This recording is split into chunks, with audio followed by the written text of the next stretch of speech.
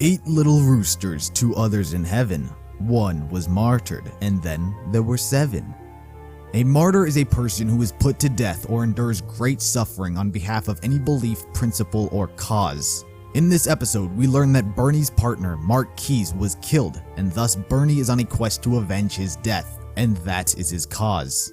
You also have Chris, who is reenacting his life through Lord of the Rings, thus he applies to the martyr as well. Miles also voices Jeanne d'Arc and Ruby, who is inspired by Joan of Arc, one of the most famous martyrs of all time, and thus you have 3 possible victims. Let's start with Miles.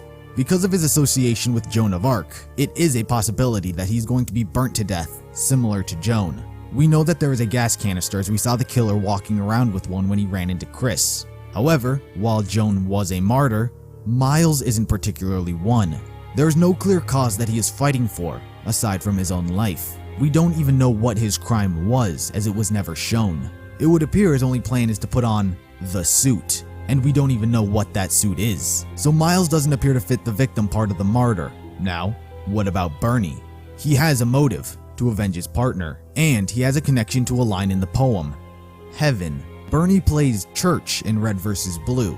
Despite that being a name, it does have an association with heaven. However, Church wasn't ever martyred, he was killed by friendly fire. Let's move on to Chris. His motives are stronger than everyone's. While his motives don't exactly belong to him, as his beliefs come from Lord of the Rings, he believes he is meant to get rid of the evil. His sword will point him in the direction. Very similar to last episode, the term martyr also has another definition.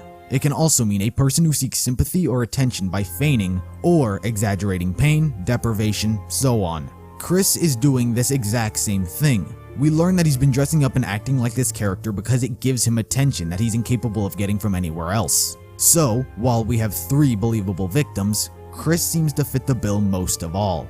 Now, what about the murder weapon?